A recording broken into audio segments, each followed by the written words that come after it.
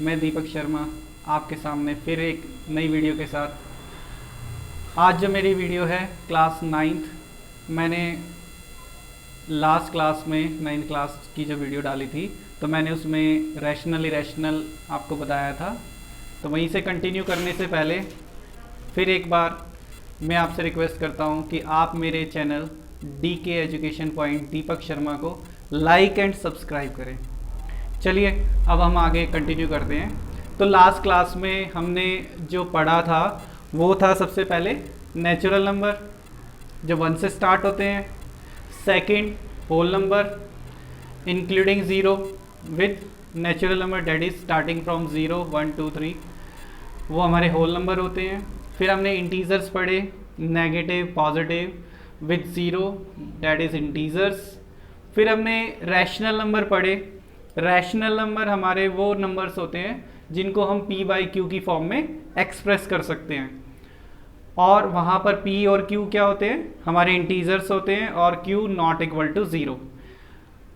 उसके बाद हमने इरेशनल को डिफाइन किया, जो रैशनल नहीं है इरेशनल है, डैट इज़ जिनको हम P/Q की फॉर्म में एक्सप्रेस नहीं कर सकते वो हमारे इरेशनल नंबर है।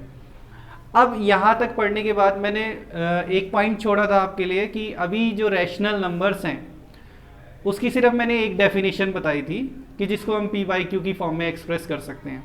उसके अलावा हमारे पास और दो तरीके हैं जिनसे हम रैशनल नंबर को डिफाइन कर सकते हैं।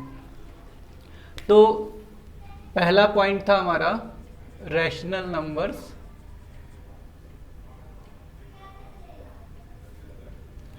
उसमें हमने डिफाइन किया था P/Q की फॉर्म में, जिनको हम एक्सप्रेस कर सकते हैं। वहाँ P और Q जो थे वो इंटीजर्स थे and Q is not equal to 0। तो ये डेफिनेशन मैंने बताई थी। अब इसको आगे कंटिन्यू करते हुए अब टर्मिनेटिंग और नॉन टर्मिनेटिंग के केस में भी हम रैशनल नंबर डिफाइन कर सकते हैं। कैसे? एक होता है terminating decimal expansion.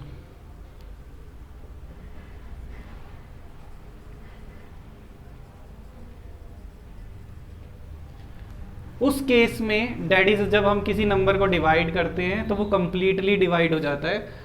For example 5/2, तो ये आ जाएगा हमारा 2.5। तो ये that is a rational number in terms of decimal expansion. और ये कौन सा एक्सपेंशन है? Terminating decimal expansion. फिर उसके बाद एक और हमारे पास आता है डेसिमल एक्सपेंशन, वो आता है नॉन टर्मिनेटिंग नॉन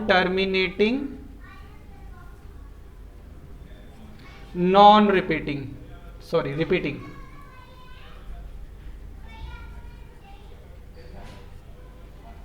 तो नॉन टर्मिनेटिंग रिपीटिंग मीन्स, अगर सपोज करो मेरे पास एक एग्जांपल मैं ले लेता हूं 10/3 which is an rational number. जब मैं इसको डिवाइड करूंगा तो यहाँ पर जो डेसिमल एक्सपेंशन है वो रिपीटिशन जो उसकी होगी वो सेम होगी। आप देख सकते हैं मैंने 10 को 3 से डिवाइड किया, डेट इज़ 3.3333 एंड कंटिन्यू। तो यहाँ पर आप देख सकते हैं कि जो हमारी रिपीटिशन है वो सेम आ रही है, और ये किसके इक्विवेलेंट है? इक्वल है 10/3 के। तो ये हमारा रैशनल नंबर है, तो ये भी हमारा रैशनल नंबर होगा, लेकिन इन terms of repeating decimal expansion. ठीक है ना? तो हमने पहली डेफिनेशन P/Q की फॉर्म में पढ़ी, और उसके अलावा ये दो केसेस और हैं जिस केस में हम किसी भी रैशनल नंबर को डिफाइन कर सकते हैं। और इसी तरीके से हमने इरेशनल नंबर पढ़ा था।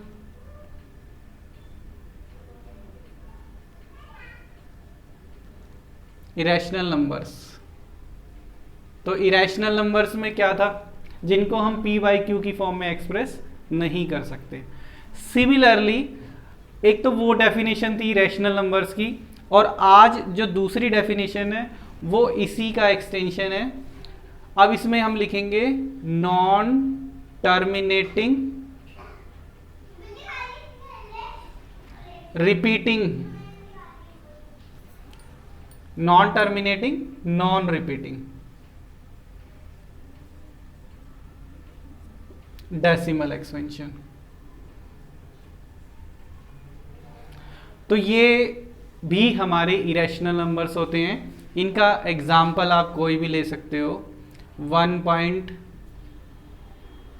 100, 100, 100, 1 4 times 0 and 1 and so on। इसी के तरीके से 2.70, 700, 700, 7 4 times 0 एंड सो ऑन। तो ये इनका जो डेसिमल एक्सपेंशन है वो फिक्स नहीं है, हम उनको डिफाइन नहीं कर सकते, ठीक है ना। और इसको जैसे हम लिख सकते हैं 3.3 बार, जो रिपीट हो रहा है उसकी जो डिजिट रिपीट हो रहे हैं उन पर हम बार लगा कर भी इसको शो कर सकते हैं। तो आज मैंने अभी तक ये पढ़ाया, एक तो रैशनल नंबर जो हमारे होते हैं वो टर्मिनेटिंग डेसिमल एक्सपेंशन भी होते हैं, टर्मिनेटिंग, नॉन टर्मिनेटिंग, रिपीटिंग। और इरेशनल नंबर कौन से होते हैं, जिनको पी बाई क्यू की फॉर्म में एक्सप्रेस नहीं कर सकते, और नॉन टर्मिनेटिंग नॉन रिपीटिंग। तो ये बेसिक था अभी तक का रैशनल इरेशनल का। अब इनका यूज करते हुए आज हम कुछ प्रैक्टिकल्स करेंगे, ठीक है। तो उम्मीद है आपने इसको नोट कर लिया होगा, अच्छे से समझ लिया होगा। तो मैं आगे रब करने से पहले मैं आप सभी को बोलता हूँ, अगर किसी को देखना है तो अच्छे से देख सकते हैं।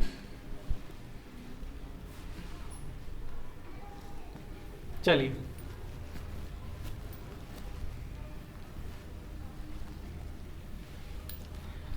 अब हमारे पास एक एग्जाम्पल है। अभी तो हमने क्या किया था, पी बाई क्यू की फॉर्म में लिया और उसको टर्मिनेटिंग या नॉन टर्मिनेटिंग में डिफाइन किया। अब हम क्या करते हैं कि मैं एक एग्जाम्पल ले लेता हूँ। मेरे पास एक एग्जाम्पल है 0.666, तो इसको मुझे एक्सप्रेस करना है, express in terms of in P by Q form. तो आप इसको कैसे एक्सप्रेस कर सकते हैं? बिल्कुल सिमिलरली हम क्या करते हैं इसके सॉल्यूशन में, लेट कर लेते हैं, let x is equal to 0.666 and so on. इसको इक्वेशन नंबर 1 मान लेते हैं। अब देखिए करना क्या है हमें, अगर हमारा डिजिट एक सिंगल है और वो ही रिपीट हो रहा है तो हमें 10 से मल्टीप्लाई करना है। अगर हमारे दो डिजिट सेम रिपीट हो रहे हैं, अगर यहाँ पर 67 67 67 होता तो हम 100 से मल्टीप्लाई करते। और अगर हमारा डेसिमल एक्सपेंशन के बाद वाली 3 टर्म रिपीट सेम हो रही होती है, जैसे 1 2 3 1 2 3 1 2 3, तो उस केस में हम उसको 1000 से मल्टीप्लाई करते हैं। तो यहाँ पर हमारा जो रिपीटिशन है वो सिंगल डिजिट का है, तो हम इसको क्या करेंगे, इसे 10 से मल्टीप्लाई करेंगे बोथ साइड। तो multiply bye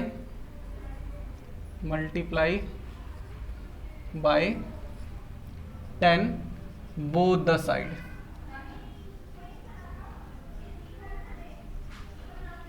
so we get, अब हमारे पास क्या आ गया, 10x is equal to 10 into 0.666 and so on. आप सभी को पता होगा जब हम 10 से मल्टीप्लाई करते हैं तो हमारा जो डेसिमल है वो राइट साइड शिफ्ट हो जाता है, ठीक है। तो डेट इज, जब मैं इसको 10 से मल्टीप्लाई करूंगा तो ये 6.666। अब इसको देखकर ये मत कहना कि ये तो एक शिफ्ट हुआ तो 2 ही 6 आने चाहिए, क्योंकि 6 जो है वो रिपीट हो रहे हैं, वो सेम है। तो ये हमारी इक्वेशन 2 बन जाएगी। अब हमारा नेक्स्ट जो स्टेप है उसे करना क्या है, हमें सेकंड इक्वेशन में से फर्स्ट इक्वेशन को लेस करना है। तो 1 सब्ट्रैक्टेड फ्रॉम फर्स्ट, तो ये आ जाएगा 10x minus x is equal to 6.666 and so on minus 0.666 and so on. तो जब आप इन दोनों को लेस करोगे तो पॉइंट के नीचे पॉइंट आता है, ये आपको पता ही होगा। जब इसमें से इसको लेस करके दिखाओगे तो ये आपका आ जाएगा 6.0, क्योंकि आफ्टर डेसिमल सेम डिजिट है तो सारे के सारे कैंसिल हो जाएंगे, वहाँ कुछ नहीं बचेगा। तो पॉइंट से पहले जो है ओनली 6 बच जाएगा। और लेफ्ट साइड जो है हमारा 10x माइनस एक्स। जब हम दो नंबर का डिफरेंस निकालते हैं और जिसमें हमारा वेरिएबल पार्ट होता है तो जो कोफिशिएंट होता है वो तो या इंक्रीज होता है या डिक्रीज होता है। तो ये माइनस वाला केस है तो यहाँ पे डिक्रीज हो जाएगा। तो 10x में से जब आप x माइनस करोगे तो आपके पास आ जाएगा 9x। और फिर x की वैल्यू निकालने के लिए हम 9 को 6 के डिवाइड में ले जाएंगे, डेट इज़ 2/3। तो यही है हमारा फाइनल आंसर। यानी हमने 0.666 को एक्सप्रेस कर दिया इन टर्म्स ऑफ 2/3। अब x क्या था, that is 0.6 bar is equal to 2/3। तो which is the required answer.